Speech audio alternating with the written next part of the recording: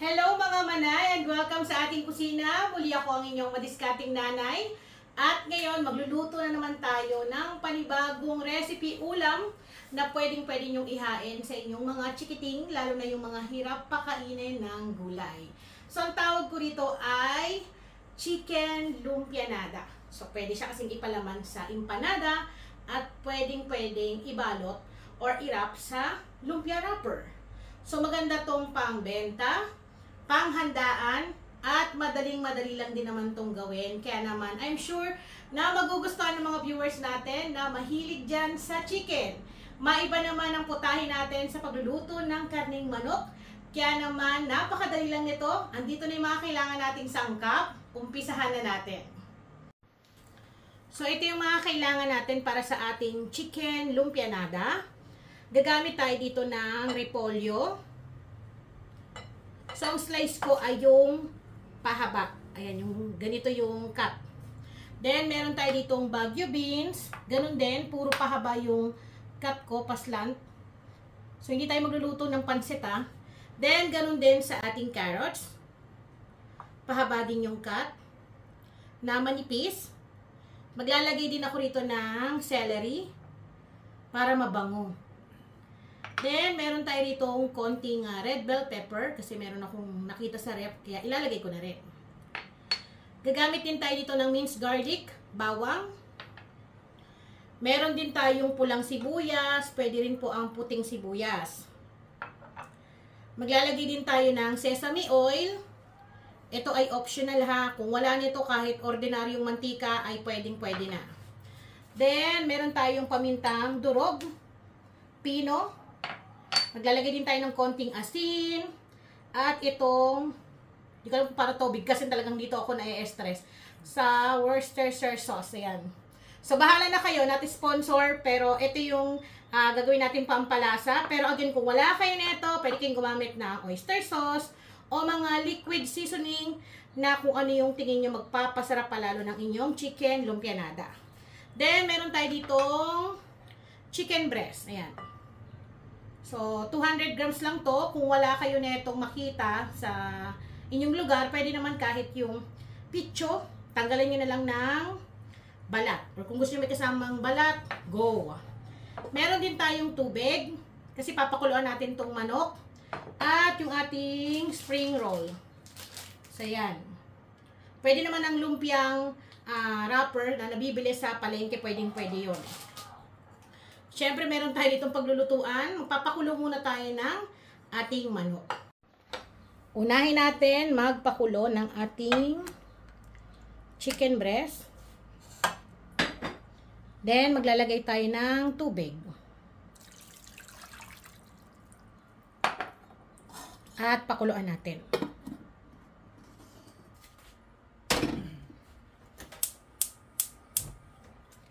So, hintayin natin yan kumulo na mga, at least mga 20 minutes. Then, hahanguin natin, hihiwalay natin yung pinaka tubig niya.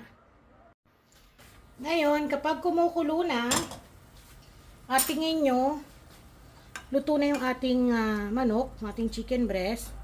Patay na yung kalan. Then, tatanggalin natin to. Palalamigin at hihimayin. Then, pagkatapos natin mailagay sa pinggan, itong kanyang pinakasabaw or pinagpakuluan, huwag nyo itatapon kasi magagamit natin yan mamaya sa pagluluto. Palamigin muna natin to bago himayin. Kapag malamig na po, atin na tong hihimayin. So, pasensya na kayo, hindi na ako nag-gloves ha. Kasi itong gagawin ko, pang ulam, pang stock. Kasi pwede mong ilagay ito sa freezer, pambaon-baon ng mga bata. Iprito lang kapag gustong kumain. Baka may magsabi na naman bakit hindi nag-gloves.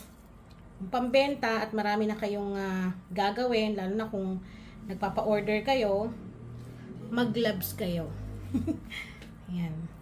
So, himay-himay natin siya para dumami. Kasi kapag kinat natin siya ng hindi luto, yung pwede naman palang sasabihin na, bakit di na lang igisa?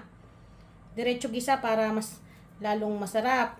Pwede naman yun, kaso hindi natin mahihimay ng ganito, kaninipis yung karni natin ng manok. So, Hindi dadami. Pinapakita ko sa inyo yung ganitong way para kahit konting manok lang, marami nang tignan. Kaya ganito yung ginagawa ko. Tapos yung kanyang pinagpakuluan, sasabaw din natin mamaya sa pagluluto natin. Pero konti lang naman yung gagamitin natin doon. So, ayan, nakita ninyo, no? Yung 200 grams natin, biglang dumami, di ba? Lalo na nung hinimay natin. So, dahil okay na to, pwede na tayong magluto. So, dito ang gamit kong mantika ay chicken oil. Pero kahit ordinaryong mantika, pwede nyo pong gamitin. Then, sunod natin ang bawang. Gisa lang natin ang bahagya. Huwag hayaan na masunog para maiwasan na pumait yung bawang nyo. At ilalagay na natin ang sibuyas.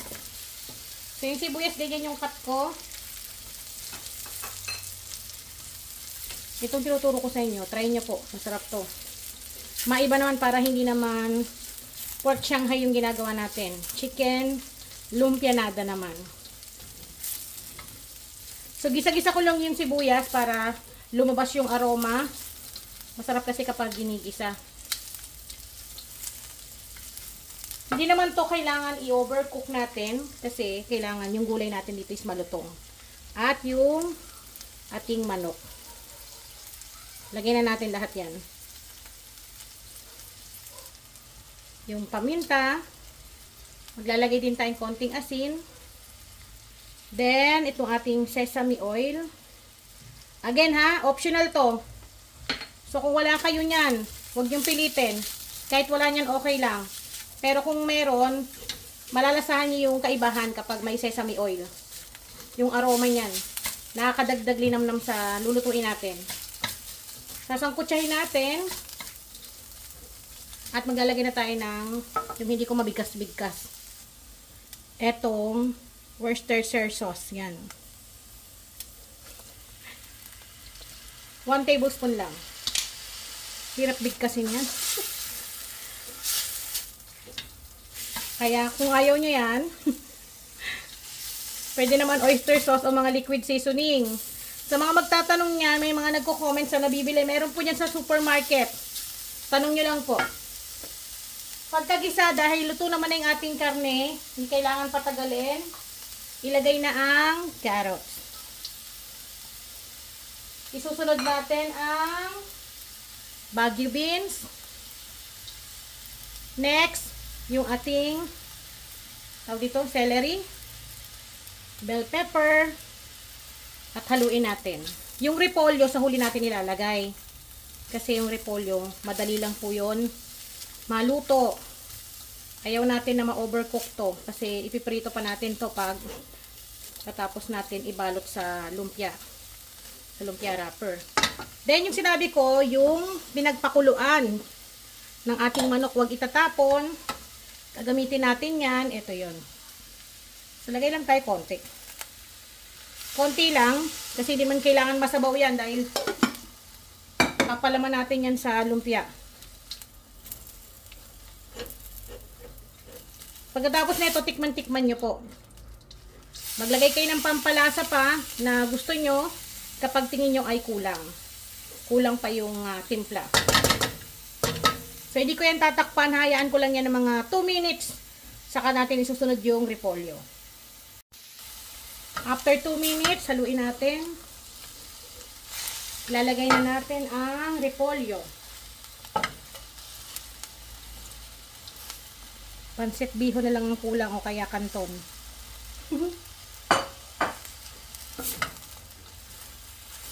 Maganda nito, masarap to dahil magulay. Diba? Lalo na yung mga bata na hirap natin pakainin ng gulay. Tapos gusto lang prito-prito, maiba, ganito yung iserve ninyo. Healthy pa kasi chicken breast yung ating ginamit. Huwag na lang kayo gumamit ng chicken oil. Kasi sasabihin dyan, ano naging healthy yan, chicken oil yung ginamit mong panggisa. Huwag na kayong gumamit nun para healthy talaga. Olive oil or vegetable oil na lang. So, dito hinahalo-halo ko lang Mga ilang minuto, mga 2 minutes ko tong halu-haluin. Pagkatapos nun, patayin na natin yung kalan. Kasi kailangan to malutong-lutong.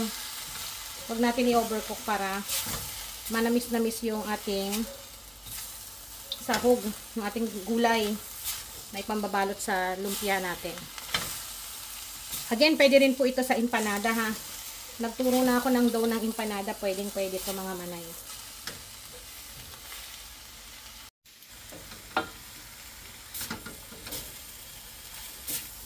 Bali, okay na to. So, patay na natin yung kalan. Yung apoy. So, dry siya ha. Hindi siya masabaw. Pwede rin kayo dito gumamit ng sayote. Broccoli. Kung ano mga gulay na gusto ninyo, pwedeng-pwede naman po. So, palalamigin lang natin to bago natin ibalot sa ating lumpia wrapper.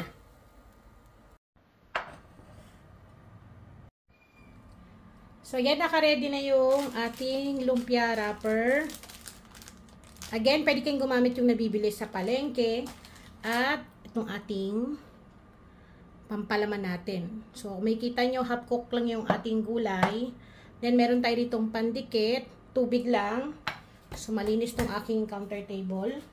So, maglalagay lang tayo ng saktong ipapalaman lang natin. So, kailangan pa ganito. Kasi hindi bilog yung aking lagayan. And maglagay lang tayo ng sakto lang para naman maglalak din natin. Malalak din natin ng maayos. Huwag natin damihan. Ganyan lang. Then, i-roll natin. Lock natin yung magkabilang gilid. So, ang size nito pang lumpiang Shanghai talaga. Tapos, babasain natin yung dulo para mag-lock talaga.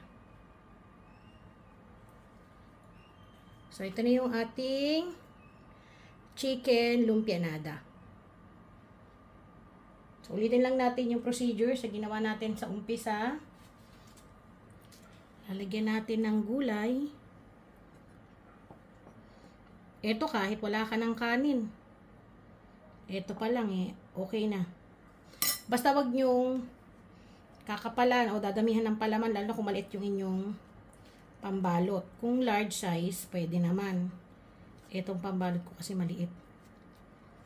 Baka kasi mapunit. And basahin natin yung dulo. Tapos roll natin. So, ganyan lang po. Kasing laki siya ng lumpiang Shanghai, pero mataba nga lang. So, ganun lang, ulit-ulitin lang natin yung procedure mula dun sa umpisa ng paggawa natin. Maglagay kayo ng saktong palaman na basta malalak lang, huwag sobrang punuin. I-roll natin. Kabilang gilid. Tapos paikot-ikutin. Then, isawsaw nyo kapag naprito na, isawsaw sa suka. At pwede nyo rin po itong gamitin sa lumpiang sariwa, ha. Kung gumagawa kayo ng lumpiang sariwa, meron na rin po akong recipe noon ng lumpia wrapper noon para sa ating lumpiang sariwa. Pwede nyo gamitin yon, tapos ito yung gagawin ninyo. Ipapalaman ninyo yung ating chicken. Para dun sa mga hindi kumakain ng pork. Pwedeng-pwede to. So, ulit-ulitin ko lang to mga manay. Alam ko marunong na kayo magbalot dyan. Kaya kayang-kaya nyo na to. Then mamaya magpiprito na tayo.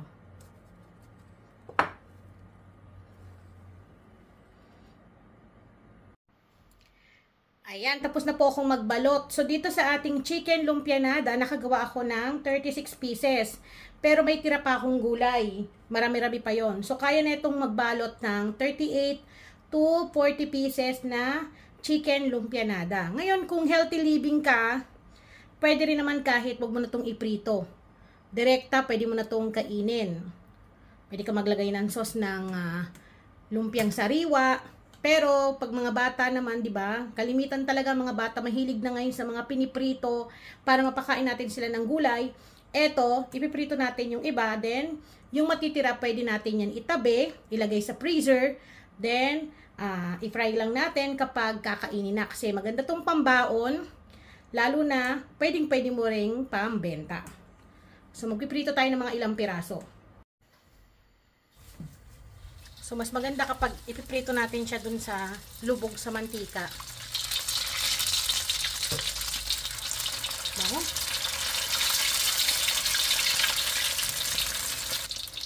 Bali, ang pagluluto nito ay saglit na saglit lang dahil luto naman na yung ating gulay at yung ating chicken.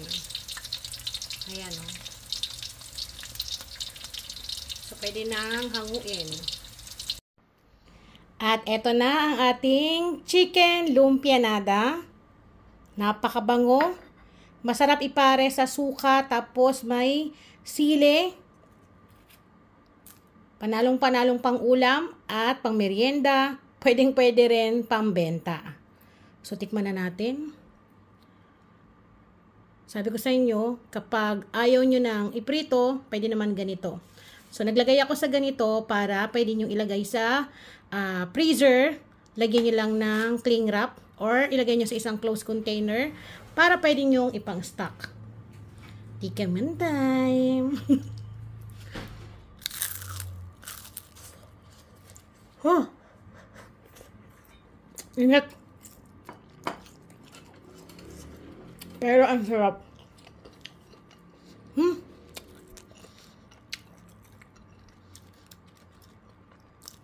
Saktong-sakto. Meron ako ritong kinat kanina. Pinirito ko na pinutol ko na kasi nag-photoshoot. Siyempre, kailangan natin yan. Ito malamig-lamig na. So, tikman natin.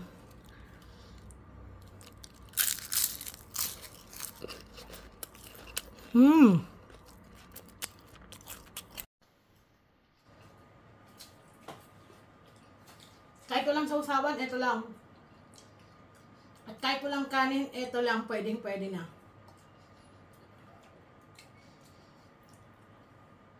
Bagay to sa mga hindi kumakain ng toge. Diba yung lumpiang gulay? Diba ayaw kumain ng toge? Ito, itry ninyo.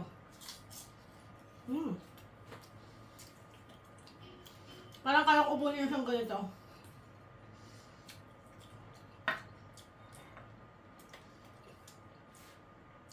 At ang dami nating nagawa, Meron pa akong pambukas. Meron pang ulam dito. Meron pa dito sa likod ko. So, ayan, muli ako po ang inyong madiskating nanay. Maraming salamat po sa inyong panonood. At sana dun na, dito sa aking tinuro, meron kayong madagdag na kaalaman na naman na pwede nyong itry sa inyong bahay at ihain sa inyong pamilya. So, ayan, magkita-kita po ulit tayo sa susunod at huwag kalimutan, mag-comment down below kung ano yung gusto mong luto o recipe na pwede mong matutunan at gawa natin yan ng ating version. So, ayan, hanggang dito na lamang po at talagang natatakam na ako, gusto kong kumain. Paalam! Sarap.